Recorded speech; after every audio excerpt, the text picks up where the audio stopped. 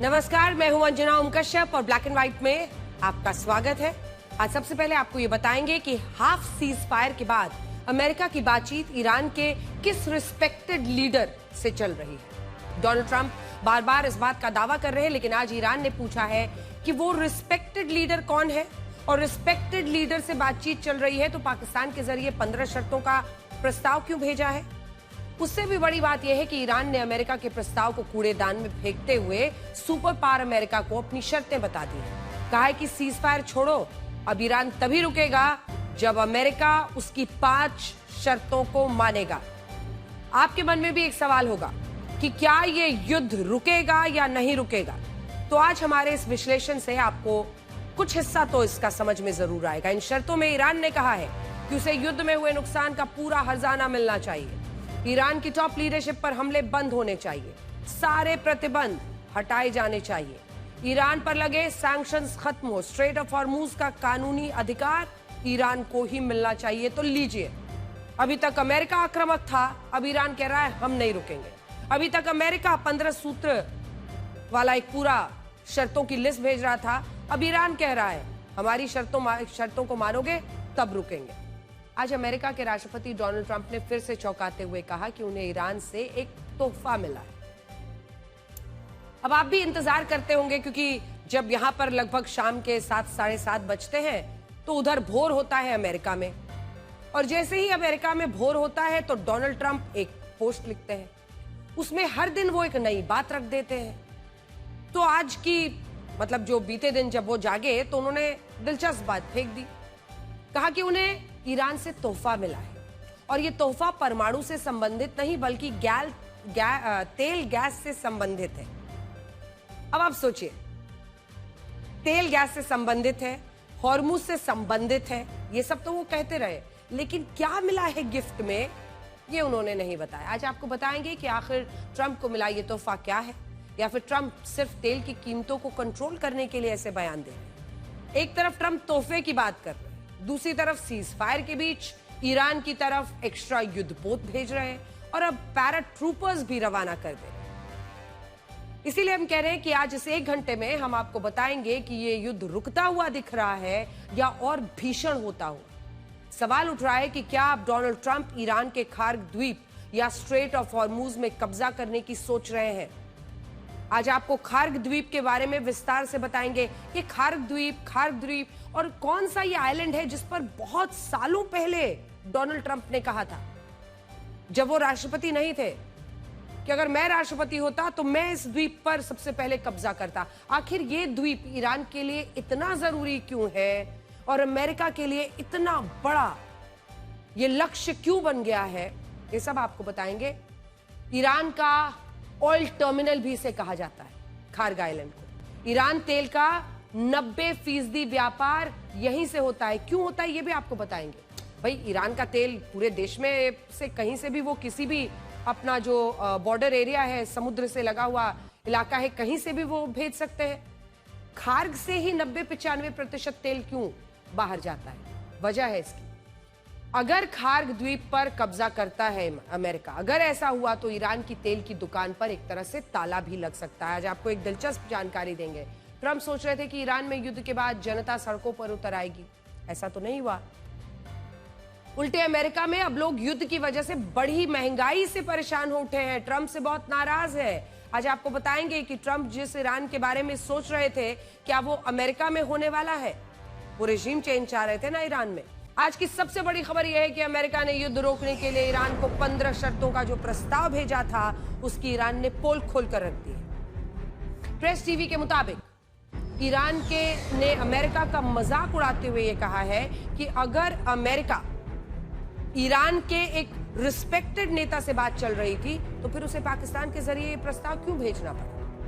हकीकत तो यह है कि सुपर पावर अमेरिका ईरान से बातचीत कर नहीं रहा है, बल्कि वो बातचीत करने के लिए गिड़गिड़ा रहा है, और इसीलिए उसने ईरान को यह प्रस्ताव भिजवाया जिसे ईरान की इस्लामिक सरकार ने फाड़ कर फेंकने की बात कही थी, और ऊपर से अमेरिका के सामने 5 शर्तें रख दी। प्रेस टीवी की तरफ से यह खबर बता रहे हैं हम आपको। पहली शर्त जो प्रेस टीवी के जरिए ईरान ने सामने रखी है, ईरान में शीर्ष नेताओं की हत्या बंद की जाए। मतलब सोचिए, कहां तो शर्तें अमेरिका तय कर रहा था, अब ईरान कह रहा है 5 शर्तें हैं मेरी, मानो तब जाकर रुकेंगे। दूसरी शर्त ईरान की तरफ से, ईरान को यह गारंटी दी जाए कि भविष्य में कभी भी उस पर युद्ध को थोपा नहीं जाएगा। तीसरा शर्त, इस युद्ध को ईरान जितना भी इस युद्ध में ईरान को नुकसान हुआ है उसकी भरपाई की जाए, ईरान को इस युद्ध का मुआवजा दिया जाए। चौथी शर्त, यह युद्ध सभी पक्षों की तरफ से खत्म किया जाए और ऐसा ना हो कि अमेरिका तो युद्ध खत्म कर दे लेकिन इजराइल इस युद्ध को जारी रखे। आप समझ रहे हैं ईरान किस तरह की ताकत झोंक रहा है इस युद्ध को रोकने के पीछे। ऐसी शर्तें ताकि हमेशा के लिए वो अपने आप को सुरक्षित रख पाए। ईरान चाहता है कि अमेरिका के साथ इजराइल भी इस युद्ध को खत्म करे, वो लेबनान में भी हमले बंद कर दे जहां हिजबुल्लाह को निशाना बनाया जा रहा है। और पांचवी शर्त है ईरान की कि स्ट्रेट ऑफ हॉर्मुज पर ईरान के प्राकृतिक और कानूनी अधिकार को मान्यता दी जाए और अगर ऐसा हो गया तो ईरान जब चाहे स्ट्रेट ऑफ हॉर्मुज को अपनी मांगों के लिए रोक सकेगा, दुनिया के कच्चे तेल की आपूर्ति को अपने हाथों में रखेगा और हथियार की तरह इस्तेमाल करेगा। ईरान का कहना है कि अगर अमेरिका इन 5 शर्तों को पूरा करने के लिए तैयार है तो फिर आ जाए, तब जाकर अमेरिका से कोई बातचीत की जाएगी और यह युद्ध कब खत्म होगा अब यह अमेरिका नहीं तय करेगा। युद्ध अमेरिका ने शुरू जरूर किया था लेकिन अंत ईरान करेगा।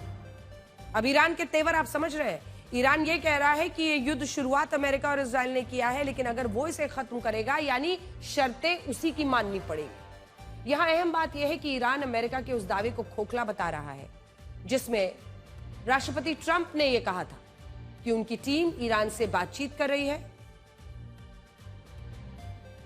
जबकि ईरान के मुताबिक ऐसा कुछ नहीं हो रहा है।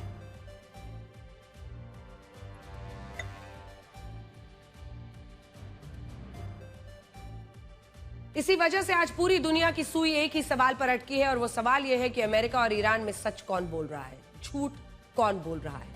आज इसी को समझने की कोशिश करेंगे, आज इसी का विस्तार से विश्लेषण करेंगे कि आखिर सच कौन बोल रहा है और झूठ कौन।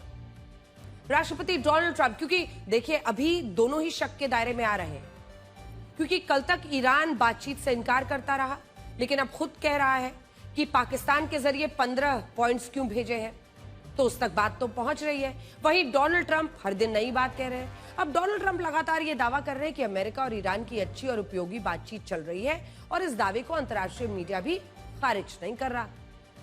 उल्टा एसोसिएटेड प्रेस और द न्यूयॉर्क टाइम्स ने यह दावा किया है कि अमेरिका ने पाकिस्तान के जरिए तेहरान को सीज फायर के लिए एक नया प्रस्ताव भेजा है जिसे ईरान की सरकार फाड़कर फेंकने की बात कह रही है। तो इस प्रस्ताव में अमेरिका ने क्या कहा है? 15 शर्तें, और यह कहा है कि अगर ईरान अपने परमाणु कार्यक्रम को सीमित करता है यानी सैन्य परमाणु कार्यक्रम का अंत करता है, वादा करता है कि वो कभी भी परमाणु हथियार बनाने की कोशिश नहीं करेगा, युद्ध के लिए अपने यूरेनियम को इंटरनेशनल एटॉमिक एनर्जी एजेंसी को सौंपेगा, नतांस, इस्फहान और फोर्दो जैसे न्यूक्लियर साइट्स को नष्ट करेगा, हमास, हिजबुल्लाह, हूती जैसे प्रॉक्सी संगठनों को हथियार ट्रेनिंग देना हमेशा के लिए बंद कर देगा, स्ट्रेट ऑफ हॉर्मुज को एक सुरक्षित समुद्री मार्ग बनाए रखेगा और अपनी मिसाइलों की रेंज को सीमित करेगा। तो इसके बदले में अमेरिका इस युद्ध को न सिर्फ खत्म कर देगा बल्कि ईरान पर लगाए गए सभी प्रतिबंधों को वापस भी ले लेगा। अब सोचिए, इस प्रस्ताव से तो ऐसा ही लगता है कि अमेरिका की ईरान से जरूर कोई बातचीत चल रही है और शायद ईरान ही दुनिया को सच नहीं बता रहा। तो क्या डोनाल्ड ट्रंप सच कह रहे हैं? आप राष्ट्रपति ट्रंप का ये बयान पहले सुनिए जिसमें वो ये कह रहे हैं कि जब अमेरिका ईरान की बातचीत शुरू हुई तब इससे उनके रक्षा मंत्री पीट हेगसेथ काफी निराश हुए थे और उन्होंने कहा कि इस युद्ध में इतनी जल्दी सीज फायर करने की क्या जरूरत थी, युद्ध में अमेरिका का अपर हैंड था, ये युद्ध अभी चलते रहना चाहिए था, आखिर क्यों इस युद्ध में अब आप बातचीत की मेज पर आ रहे हैं। पीट हेगसेथ इस पर नाराज थे, रक्षा मंत्री। डोनाल्ड ट्रंप ने कहा, सुनिए, अमेरिका जिस तरह से इस बातचीत का ब्यौरा पूरी दुनिया को दे रहा है और जिस तरह अंतर्राष्ट्रीय मीडिया इसे रिपोर्ट कर रहा है उससे कहीं से ऐसा नहीं लगता है कि अमेरिका का दावा झूठा होगा। आप CNN की इस रिपोर्ट को देखिए जिसमें यह बताया गया है कि ईरान राष्ट्रपति ट्रंप के विशेष दूत जैरेड कुशनर और स्टीव विटकॉफ से चर्चा करने के लिए तैयार नहीं है। इस रिपोर्ट के मुताबिक ईरान का कहना यह है कि 28 फरवरी को जब अमेरिका और इजराइल ने ईरान पर हमला किया तब उससे पहले जिनीवा में इन्हीं दोनों नेताओं से उसकी चर्चा चल रही थी। लेकिन इसके बावजूद तब ईरान पर हमला हुआ और दावा है कि इसीलिए ईरान अब सीज फायर पर ना तो डोनाल्ड ट्रंप के दामाद जैरेड कुशनर और ना ही उनके स्पेशल एनवॉय स्टीव विटकॉफ की जगह पर भरोसा करता है और उनकी जगह वो वाइस प्रेसिडेंट उपराष्ट्रपति जेडी वैंस से चर्चा करना चाहता है। मतलब बाकायदा पूरी स्टोरी वहां पर रिपोर्ट की जा रही है अमेरिका में। सीएनएन की इस रिपोर्ट पर बहुत सारे लोग अमेरिका का मजाक भी उड़ा रहे हैं और ये कह रहे हैं कि अमेरिका ईरान में रिजीम चेंज करना चाहता था, लेकिन ईरान ने उसके साथ ऐसा कर दिया है। मतलब ईरान तय कर रहा है कि वो अमेरिका का असल रिप्रेजेंटेटिव, असल प्रतिनिधि किसे मानेगा। खुद राष्ट्रपति ट्रंप भी ये कह रहे हैं कि अमेरिका की तरफ से उपराष्ट्रपति जेडी वैंस, विदेश मंत्री मार्को रूबियो ईरान से बातचीत कर रहे हैं और ये सुनकर ऐसा ही लगता है कि जब इतना कुछ हो रहा है तो ईरान से बातचीत का दावा झूठा तो नहीं होगा। आप सुनिए राष्ट्रपति ट्रंप खुद इस बातचीत को लेकर क्या कह रहे हैं। Are you going to send Jared Kushner and Steve Witkoff to do direct negotiations with the Iranians? Yeah, well, we're in negotiations, as it turned out, and now you've seen what I said yesterday was exactly correct. We're in negotiations right now. They're doing it along with Marco, JD. We have a number of people doing it, and the other side, I can tell you, they'd like to make a deal. And who wouldn't if you were there? Look. अब यहां तक आपने राष्ट्रपति Trump, उनकी team और अंतर्राष्ट्रीय media की जितनी भी रिपोर्ट्स के बारे में सुना और देखा, उससे आपको यह भरोसा होने लगा होगा कि अमेरिका सच बोल रहा है और शायद ईरान ही है जो बातचीत को छिपाने की कोशिश कर रहा है। लेकिन अब आप ईरान को सुनिए। अंतर्राष्ट्रीय मीडिया ने दावा किया कि ईरान की संसद के स्पीकर मोहम्मद बाकर गालिबफ अमेरिका से बातचीत कर रहे हैं और पूरी दुनिया में यह खबर आग की तरफ फैल गई। लेकिन मोहम्मद बाकर गालिबफ ने खुद इन खबरों को फेक न्यूज बताया है। उन्होंने सोशल मीडिया पर लिखा कि अमेरिका के साथ ईरान की कोई बातचीत नहीं हुई, क्योंकि यही जो तमाम मीडिया हाउसेस है अमेरिका के, वो यही कह रहे थे कि इनसे बातचीत हो रही है और इन्होंने इसे फेक न्यूज खुद बताया है, जिसका इस्तेमाल शेयर मार्केट और कच्चे तेल की कीमतों को प्रभावित करने के लिए किया जा रहा है। ईरान के सबसे बड़े सरकारी इस्लामिक रिपब्लिक ऑफ ईरान सरकारी channel Islamic Republic of Iran broadcasting ने शब्दशः यह कहा है कि ईरान की अमेरिका से कोई बातचीत नहीं हो रही। उल्टा उनका यह आरोप है कि अमेरिका सिर्फ अपने शेयर बाजार, तेल की कीमतें, अपनी अर्थव्यवस्था को बचाने के लिए बार बार युद्ध विराम के प्रयास और बातचीत की तरफ इशारा कर रहा है। ये फेक न्यूज है, ऐसा ईरान का कहना है। यहां तक कि ईरान की आईआरजीसी ने भी इन दावों को सिरे से खारिज कर दिया है। आईआरजीसी ने राष्ट्रपति ट्रंप का मजाक उड़ाते हुए यह कहा कि क्या अमेरिका के अंदरूनी हालात अब इतने खराब हो गए हैं कि वो खुद से ही बातचीत कर रहे हैं, क्योंकि ईरान तो अमेरिका से कोई बातचीत नहीं कर रहा। सुनिए। जब युद्ध को रोकने की कोशिश सच और झूठ में धुंधली नजर आ रही हो, तब एक बात पर ध्यान देना जरूरी है। अब तक अमेरिका ने एक बार भी ये नहीं कहा कि ईरान झूठ क्यों बोल रहा है और या ईरान क्यों बातचीत के दावे को स्वीकार नहीं कर रहा है। ये अमेरिका नहीं कह रहा है। ईरान बार बार लगातार ये बता रहा है कि अमेरिका बातचीत का ये झूठ क्यों फैला रहा है। ईरान का कहना है कि ऐसा शेयर मार्केट, ऐसा कच्चे तेल की कीमतों को प्रभावित करने के लिए किया जा रहा है और इस बात में काफी हद तक दम भी लगता है। 23 मार्च को जब राष्ट्रपति ट्रंप ने यह कहा कि अमेरिका अगले 5 दिनों तक ईरान के ऊर्जा ठिकानों पर हमले नहीं करेगा, तब उस दिन कच्चे तेल की कीमतें प्रति बैरल $112 से $100, सोचिए $12 नीचे आ गई थी। यानी इसमें 12% की रिकॉर्ड गिरावट हुई। यह भी तब हुआ जब स्ट्रेट ऑफ हॉर्मुज बंद है। आप सोचिए, स्ट्रेट ऑफ हॉर्मुज बंद था, डोनाल्ड ट्रंप ऐलान करते हैं कि अभी 5 दिन के लिए हम उनके पावर प्लांट्स पर हमला नहीं करेंगे, सीज फायर पर बातचीत चल रही है, और फटाफट कच्चे तेल की कीमत $112 से $100 पर आ जाती है। स्ट्रेट ऑफ हॉर्मुज तब भी बंद था, वहां से कोई जहाज नहीं गुजरा। दुनिया में कच्चे तेल और नेचुरल गैस का संकट जस का तस है, लेकिन फिर भी कच्चे तेल की कीमतें इसलिए नीचे आ गई क्योंकि राष्ट्रपति ट्रंप ने कहा कि अमेरिका 5 दिन के लिए अपने हमले को रोक रहा है। मतलब डोनाल्ड ट्रंप और उनकी कही हुई बात पर पूरे बाजार और कच्चे तेल की कीमतों पर, सब पर असर हो रहा है। एक लाइन सोचिए, राष्ट्रपति ट्रंप के सिर्फ एक बयान से कच्चे तेल का अंतर्राष्ट्रीय बाजार प्रभावित हो गया और कीमतें प्रति बैरल $12 कम हो गई। अब ऐसा सिर्फ एक दिन होता तो उस पर कोई शक नहीं करता, लेकिन आज फिर से ऐसा ही हुआ। कई लोग तो इंसाइडर ट्रेडिंग का भी आरोप लगा रहे हैं। राष्ट्रपति ट्रंप ने ओवल ऑफिस की प्रेस कॉन्फ्रेंस में दावा किया कि ईरान ने उन्हें गिफ्ट दिया है और वो आज ही उन्हें मिला है। मतलब वहां पर इस युद्ध को लेकर एक बिल्कुल अलग माहौल बनाने की कोशिश है। इतना कहने के बाद भी राष्ट्रपति ट्रंप रुकते नहीं है।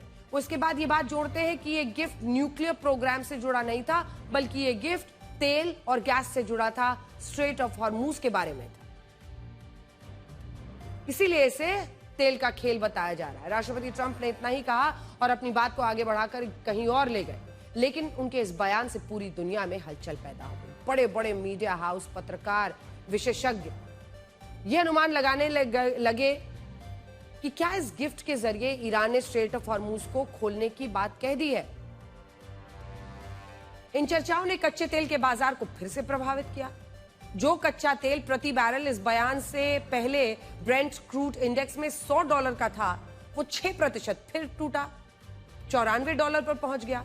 और इस गिफ्ट वाली बात ने एक बार फिर से कच्चे तेल की कीमतों को कम कर दिया। एक लाइन डोनाल्ड ट्रंप कह रहे हैं रोज, दिखाने के लिए कि अब युद्ध खत्म होने वाला है। एक दिन वो कह देते हैं कि भाई अब उनके पावर प्लांट्स पर हमला नहीं करेंगे, $16 नीचे। आज उन्होंने कह दिया ईरान ने गिफ्ट दिया है, $6 नीचे। और ये भी तब हुआ जब इस दौरान भी स्ट्रेट ऑफ हॉर्मूज बंद था और दुनिया में कच्चे तेल, नेचुरल गैस की किल्लत जरा सी कम नहीं हुई है, लेकिन फिर भी कच्चे तेल की कीमत कम हुई। इससे आप ये समझ पाएंगे कि इस युद्ध में अमेरिका की तरफ से जो दावे किए जा रहे हैं उनका असली मकसद क्या हो सकता है। और शायद अभी दुनिया में शतरंज का ऐसा खेल खेला जा रहा है जिसकी चाल के बारे में किसी को अभी खबर नहीं। सुनिए Donald Trump. They're going to make a deal. They're going to make a deal. They did something yesterday that was amazing, actually. They gave us a present, and the present arrived today. And it was a very big present worth a tremendous amount of money. And I'm not going to tell you what that present is, but it was a very significant prize. And they gave it to us, and they said they were going to give it. So that meant one thing to me: we're dealing with the right people. No, it wasn't nuclear related. It was oil and gas related, and it was a very nice thing they did. But what it showed me is that we're dealing with the right people. Iran का कहना है कि America बातचीत का ये झूठ सिर्फ और सिर्फ शेयर मार्केट, कच्चे तेल की कीमतों को प्रभावित करने के लिए बोल रहा है, लेकिन हमें लगता है कि इसके पीछे सिर्फ यही एक कारण नहीं है। इसके पीछे दो और कारण हैं जिन्हें मैं आपको बड़ी स्पीड पर अब दिखाना चाहती हूँ, क्योंकि अगर वाकई ये ब्लफ कार्ड है तो फिर ऐसे में समझना होगा कि ये क्यों किया जा रहा है ऐसे वक्त पर। तो देखिए, साल 1990 से 1991 के बीच जब अमेरिका ने इराक के खिलाफ गल्फ वॉर में हिस्सा लिया, तब जॉर्ज बुश सीनियर थे और तब जॉर्ज बुश सीनियर की लोकप्रियता ने अमेरिका में सारे रिकॉर्ड तोड़ दिए थे। युद्ध शुरू होने से पहले उनकी अप्रूवल रेटिंग 60% थी, जो युद्ध खत्म होते होते पहुंच गई 89% पर। जूम इन करके दिखा दीजिए, तब जॉर्ज बुश सीनियर की थी सरकार और देखिए उनकी रेटिंग कहां पर पहुंची, 60% जब युद्ध शुरू हुआ था और वो पहुंच गए 90% पर। थोड़ा सा उधर जाएंगे तभी आप नंबर्स दिखा पाएंगे, थोड़ा सा और इस तरफ जाइए, इस तरफ। हाँ, ये देखिए, तो जब उन्होंने शुरू किया था 60% उनकी अप्रूवल रेटिंग थी, पहुंच गई 89 पर, 90% के आसपास।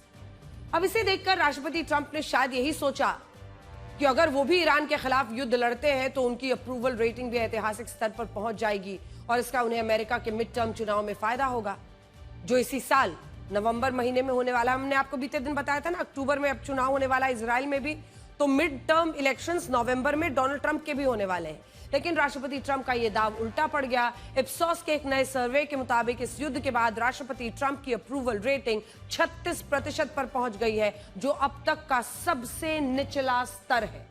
तो देखिए, जनवरी 2025 से हम आपको दिखा रहे हैं, वहां से होते हुए ट्रंप की जो अप्रूवल रेटिंग है, ये हम आपको बता रहे हैं डिसअप्रूवल रेटिंग, जो ब्लू में आप देख रहे हैं, नीला, 41 से 60% बढ़ी और अब 62% पहुंच गई है। वहीं उनकी अप्रूवल रेटिंग जो कि 47% थी जनवरी के महीने में, वो अब गिरते हुए आ गई है 36% पर, जो अभी तक का ऑल टाइम लो है डोनाल्ड ट्रंप के लिए। इससे आप अंदाजा लगा सकते हैं। दूसरी बड़ी समस्या, तो ये भी एक वजह है कि डोनाल्ड ट्रंप अब इस युद्ध को खत्म करने की तरफ अमेरिका कोशिशें कर रहा है, ईरान हमें गिफ्ट दे रहा है, हमारी बातचीत हो रही है, ऐसी तमाम बातें कह रहे हैं। तो कुल मिलाकर अगर आप देखिए तो ईरान पर अमेरिका के हमले सही हैं? हां कहने वाले सिर्फ 35% हैं। दूसरी बड़ी समस्या यही है कि अमेरिका के लोग इस युद्ध में राष्ट्रपति ट्रंप के साथ नहीं खड़े हैं। अमेरिका में सिर्फ 35% लोग ईरान पर अमेरिका के हमलों को सही मानते हैं, जबकि 61%, 62% के आसपास लोग ये कह रहे हैं कि युद्ध का नहीं होना चाहिए। और ये सिर्फ एक सर्वे की बात नहीं है। द एसोसिएटेड प्रेस और NORC centre for public affairs research का नया सर्वे बताता है कि अमेरिका में 59% लोग मानते हैं कि ईरान पर अमेरिका की सैन्य कार्रवाई जरूरत से ज्यादा रही, जबकि 45% लोग कहते हैं कि वो इस युद्ध के कारण तेल गैस की कीमतों को लेकर डरे हुए हैं। और ये बहुत बड़ी बात है। इससे आप अंदाजा लगा सकते हैं कि अब उन्हें इस बात की चिंता है कि जिस युद्ध से वो अपनी अप्रूवल रेटिंग बढ़ाना चाहते थे, लोकप्रियता बढ़ाना चाहते थे, उससे तो ठीक उल्टा हो रहा है। अब तक राष्ट्रपति ट्रंप ईरान की जनता से कह रहे थे कि उसे सड़कों पर उतरकर रिजीम के खिलाफ रिजीम चेंज करना चाहिए, लेकिन इस युद्ध के कारण अमेरिका में ऐसे हालात पैदा हो गए कि वहां जनता महंगाई, युद्ध के खिलाफ सड़कों पर उतरकर राष्ट्रपति ट्रंप के खिलाफ विरोध प्रदर्शन कर सकती है।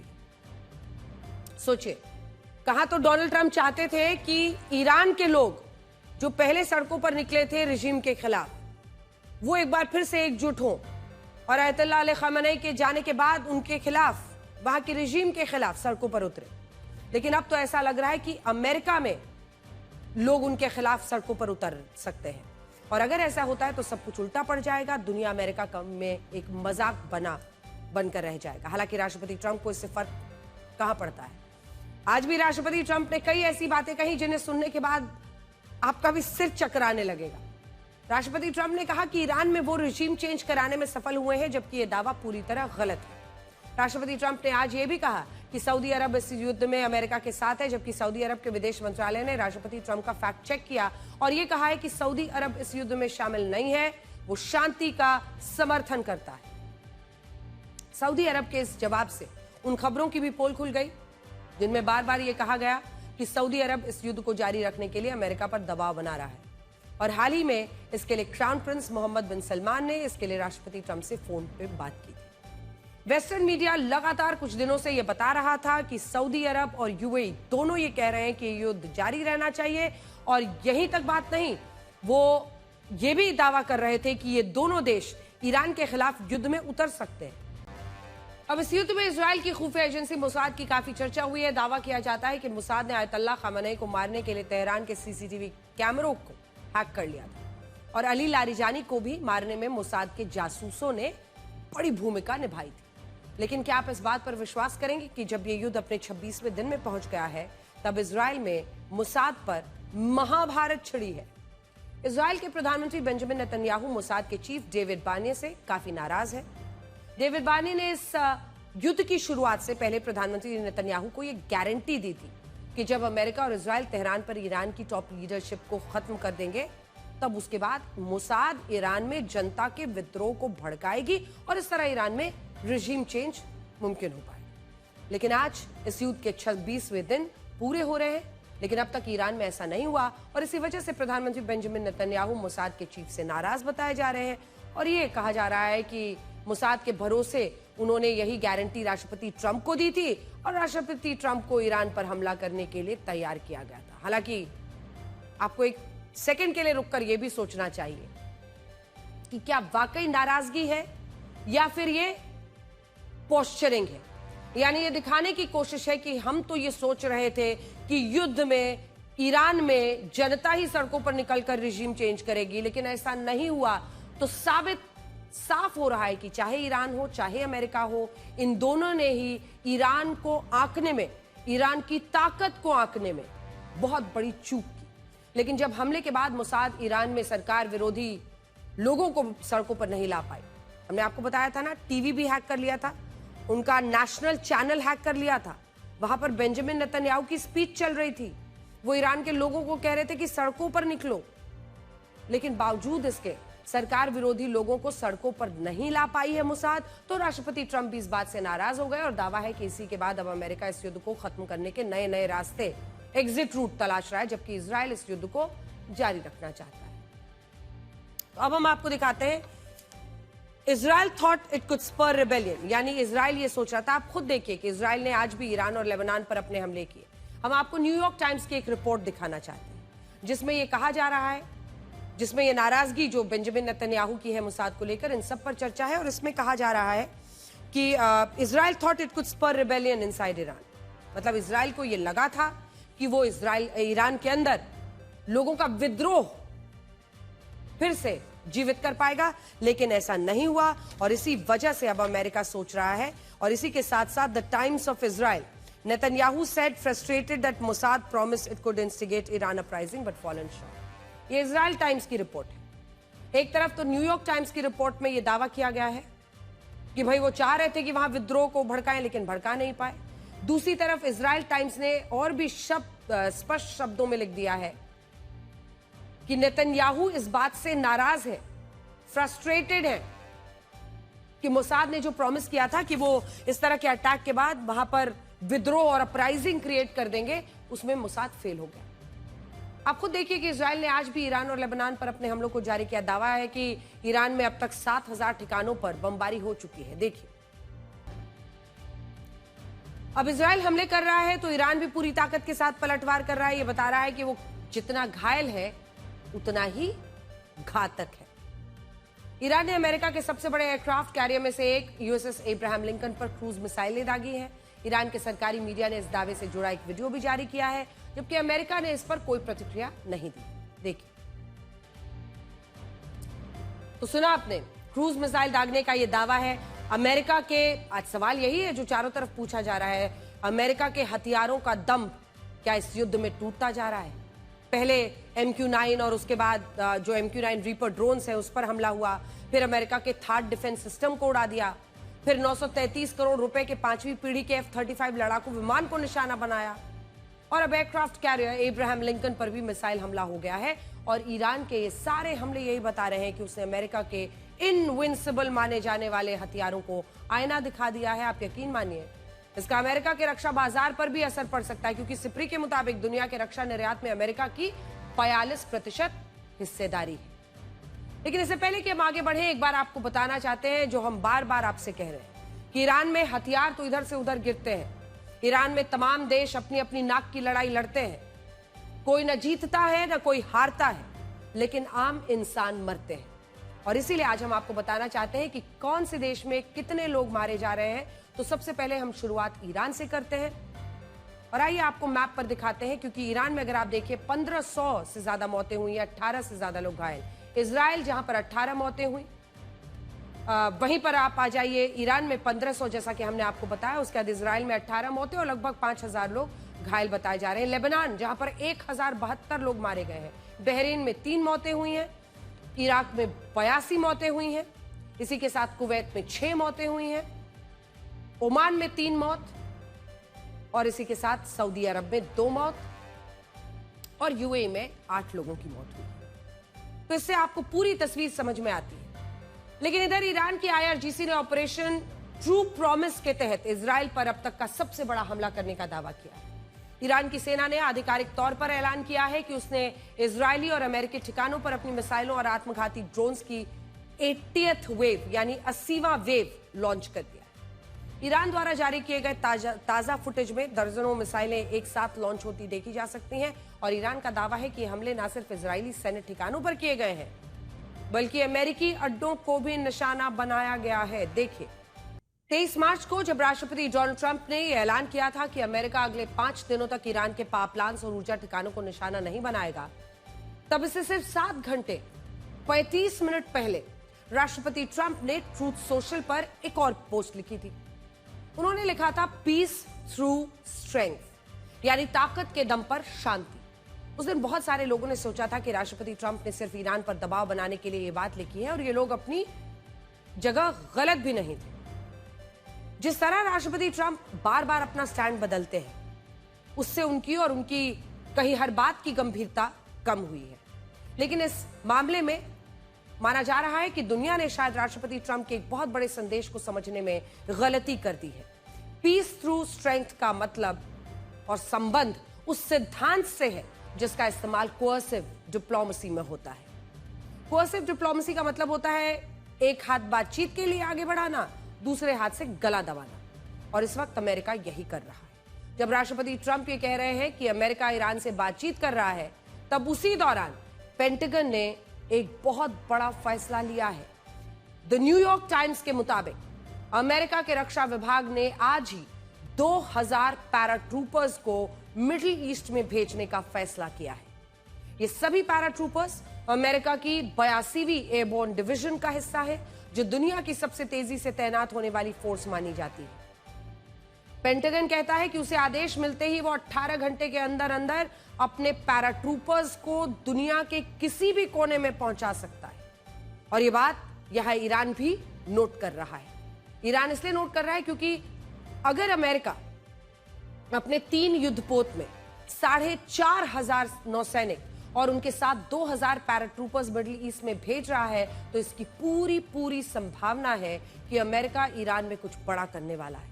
उसका कारण यह है कि पैराट्रूपर्स, मरीन सोल्जर्स, दोनों ही पैराट्रूपर्स हो, मरीन सोल्जर्स हो, उनका एक खास ऑपरेशन होता है। जब किसी समुद्र से लगे इलाके या द्वीप पर मरीन सोल्जर्स को युद्धपोत के साथ पहुंचना होता है, तो वहां सबसे पहले किसे उतारा जाता है?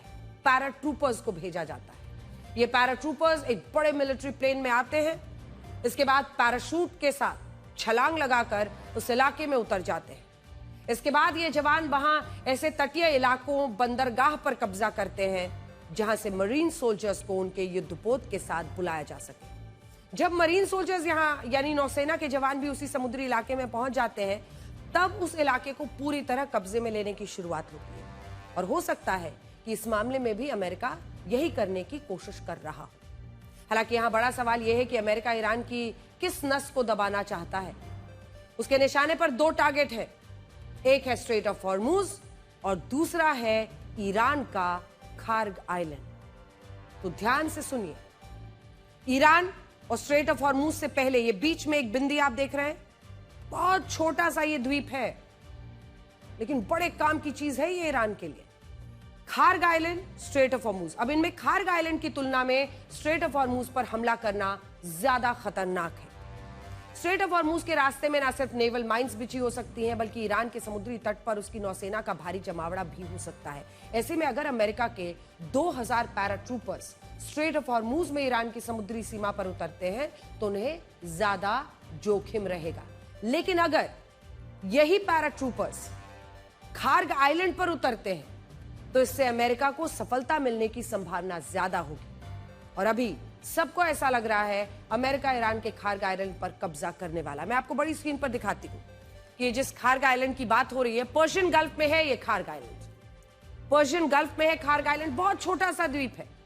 ये देखिए, आप सोचिए कि 25 किलोमीटर की दूरी है इसकी ईरान से। ये है खार्ग आइलैंड, बहुत छोटा सा द्वीप। एक बार फिर से शुरू से प्ले कीजिए। हाँ, ये देखिए, ये ईरान है। शुरू से जब आप देखेंगे तो आपको दिखेगा ईरान, और ईरान से 25 किलोमीटर दूर ये खार्ग आइलैंड। यहां से ईरान की जो तटीय सीमा है 25 किलोमीटर है, जबकि स्ट्रेट ऑफ हॉर्मुज से इसकी दूरी है 100 लगभग, माफ कीजिएगा, 483 किलोमीटर। तो ये है खार्ग आइलैंड और यहां पर है स्ट्रेट ऑफ हॉर्मुज। यहां पर ये सी माइंस बिछे होने का दावा हो सकता है, इस खतरा हो सकता है, इसलिए अमेरिका यहां अटैक नहीं करेगा। माना जा रहा है कि अमेरिका इस खार्ग आइलैंड पर अटैक कर सकता है। ऊपर जाइए, 25 किलोमीटर ये दूर है।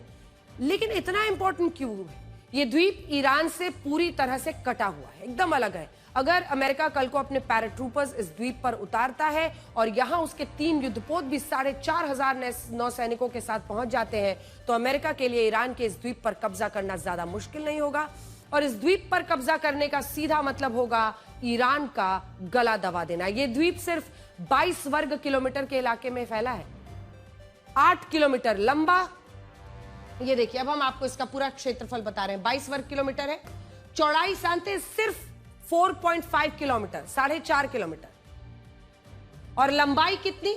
8 किलोमीटर। यह है पूरा का पूरा खार्ग आइलैंड। लेकिन जब आप इसमें जूम इन करेंगे, यहां वाले हिस्से में, ये जो सैटेलाइट इमेज हमने उसकी निकाली है, तो आपको पता चलेगा कि तेल का पूरा कारोबार यहां से क्यों चलता है। ये तेल टर्मिनल है, ऑयल टर्मिनल है ये ईरान का। क्षेत्रफल के लिहाज से ये दुनिया के सबसे छोटे द्वीप में से एक है, लेकिन ईरान के लिए ये उसका सब कुछ है। ये उसका ऑयल टर्मिनल है। ईरान अपना 90% कच्चा तेल इसी द्वीप से निर्यात करता है। इस द्वीप पर ईरान को इस तरह के जमीन के अंदर बड़े बड़े टैंकर्स बनाए हैं जहां कच्चे तेल को जमा किया जाता है। जूम इन करके दिखाइए, बिल्कुल इस हिस्से में आइए। हाँ, ये देखिए, ये आप देख रहे हैं, इस तरह के जमीन के अंदर बड़े बड़े टैंकर्स बनाए हैं जहां कच्चे तेल को जमा करके रखा जाता है। ईरान खुद कहता है कि खार्ग आइलैंड पर एक बार में 3 करोड़ बैरल कच्चा तेल स्टोर करके रखा जा सकता है। मतलब उसकी तो धड़कन ही है ये, आर्थिक नब्ज जिसको कहते हैं। ईरान ने समुद्र के नीचे कुल 5 पाइपलाइंस बिछाई हैं जहां से सारा कच्चा तेल इस द्वीप तक पहुंचता है और वहां पहले इसे स्टोर करके रखा जाता है, फिर इसे जहाजों में भरकर अलग अलग देशों को बेचा जाता है। अब अगर अमेरिका ने इस द्वीप पर कब्जा कर लिया तो ईरान आर्थिक रूप से बर्बाद हो जाएगा। वो इस द्वीप के बिना अपना कच्चा तेल बेच ही नहीं पाएगा। इसका कारण यह है कि ईरान के ज्यादातर जो समुद्री तट है वो काफी एक तरह से उथले हुए हैं जहां तेल के बड़े टैंकर्स का पहुंचना मुश्किल होता है। ये पूरा जो इलाका है हम आपको दिखा रहे हैं, ये वाला ईरान के जो समुद्र तट है वो उथले हुए हैं, तेल टैंकर पहुंचना बहुत मुश्किल है, लेकिन यहां पर खार्ग द्वीप के चारों तरफ ये मुमकिन हो पाता है। तेल के बड़े टैंकर्स वहां पर जा नहीं सकते। ये जो पूरा तटीय इलाका देख रहे हैं ये ईरान का। इसी वजह से अगर ईरान किसी भी रूप में खार्ग आइलैंड पर अपने नियंत्रण को खो देता है तो वो अपना कच्चा तेल दुनिया में बेच नहीं पाएगा। ईरान को चलाने के लिए 40% पैसा जिस कच्चे तेल की बिक्री से आता है वो कमाई बंद हो जाएगी। इससे ईरान का गला दबने लगेगा और वो सरेंडर के लिए मजबूर भी हो सकता है। यही रणनीति बनाकर अमेरिका अपने पैराट्रूपर्स 3 बड़े युद्धपोत को मिडिल ईस्ट की तरफ ला रहा है और कर्सिव डिप्लोमेसी का खेल खेल रहा है। हालांकि ऐसा नहीं है कि ईरान ने ये सारी बातें सोची नहीं होंगी, लेकिन अब इस बुलेटिन में हम आपको यही आज बता रहे हैं कि हमने आपको ईरान का भी पक्ष बताया कि कौन सच्चा है कौन झूठा है, लेकिन सही तस्वीर यही है कि अमेरिका आज भी 3 युद्धपोतों के साथ, पैराट्रूपर्स के साथ ईरान के खिलाफ एक बड़े ऑपरेशन के लिए आगे बढ़ रहा है। फिलहाल अगर ईरान ने अमेरिका और इजराइल से युद्ध लड़ने की तैयारी की तो उसने खार्ग आइलैंड को बचाने की भी योजना जरूर बनाई होगी। आज की तारीख में इस द्वीप पर लगभग 10,000 लोगों की आबादी रहती है, सिर्फ 10,000 लोग। लगभग 8 किलोमीटर ही तो लंबाई है इसकी, 4.5 किलोमीटर चौड़ाई, और माना जाता है कि इनमें से ज्यादातर लोग जो इस द्वीप पर रहते हैं वो IRGC के जवान हैं। इसके अलावा IRGC ने यहां एक एयर स्ट्रिप भी बनाई हुई है। ईरान खुलकर कहता है कि उसके इस द्वीप पर हमला हुआ तो वो पर्शियन गल्फ के बाकी सभी द्वीप को निशाना बना देगा और ऐसी स्थिति में आंख के बदले आंख की तरह द्वीप के बदले द्वीप की जंग शुरू हो जाएगी। हम आपको डोनाल्ड ट्रंप का एक पुराना बयान भी बताएंगे। अगर आप इस नक्शे को देखेंगे तो इसमें आपको पर्शियन गल्फ में तेल गैस के भंडार नजर आएंगे।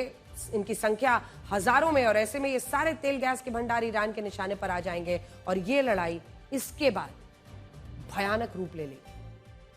खार्ग आइलैंड को ईरान की सबसे बड़ी कमजोरी माना जाता है। इस आइलैंड का किस्मत को बहुत सारे चमत्कार से भी लोग जोड़कर देखते हैं। साल 1980 में जब इराक और ईरान का युद्ध हुआ था तब सद्दाम हुसैन की वायुसेना ने इस खार्ग आइलैंड पर 50 से ज्यादा बम गिराए थे, लेकिन इन हमलों में भी इस द्वीप से ईरान के कच्चे तेल का निर्यात बंद नहीं हो पाया था। इसके अलावा साल 1979 की इस्लामिक क्रांति के बाद जब तेहरान में अमेरिकी दूतावास के 66 लोगों को बंधक बनाया गया, तब भी तत्कालीन राष्ट्रपति जिमी कार्टर ने यह योजना बनाई थी कि वो ईरान के इस खार्ग आइलैंड पर कब्जा करेंगे और बदले में अपने बंधकों को छुड़ा लेंगे, लेकिन यह योजना भी लागू नहीं हो पाई। और अब राष्ट्रपति ट्रंप भी शायद इसी खार्ग आइलैंड पर कब्जा करना चाहते हैं, जिसके बारे में सोच रहे हैं, और यह राष्ट्रपति ट्रंप का 38 साल पुराना सपना भी है। साल 1988 में द गार्डियन को दिए एक इंटरव्यू में डोनाल्ड ट्रंप ने कहा था कि वो अगर जिमी कार्टर की जगह होते तो खार्ग आइलैंड में अपनी सेना को भेजकर उस पर कब्जा करते। और आज आप देखिए कि जब राष्ट्रपति ट्रंप इस युद्ध में खुद फंसे हैं तो क्या वो ऐसा करने के बारे में सोच रहे हैं। वैसे खार्ग आइलैंड को सब कच्चे तेल की वजह से जानते हैं, लेकिन बहुत कम लोगों को यह बात पता है कि इस द्वीप पर दुनिया के सब बहुत सुंदर बीचेस हैं और इसका इतिहास हजारों साल पुराना है। आज से 2360 साल पहले जब अलेक्जेंडर द ग्रेट ने आज के ईरान और उस वक्त के पर्शिया पर हमला किया था, तब भी खार्ग आइलैंड मौजूद था और ये नाम भी इस द्वीप को उसी दौर में मिला था। और आज हम आपको ये तस्वीरें दिखाना चाहते हैं ताकि आप भी ये समझ सकें कि ये पूरा इलाका कितना सुंदर है, कितना आकर्षक है। और अब इस युद्ध के काले बादल इस पर मंडरा रहे हैं। सिर्फ मिलना ही अनजाने में होता है, लोग बिछड़ते तो सोच समझकर ही है। तो आज के लिए ब्लैक एंड व्हाइट में इतना ही। अब आपसे हमारी अगली मुलाकात होगी कल रात 9 बजे। खुश रहिए, स्वस्थ रहिए, सुरक्षित रहिए।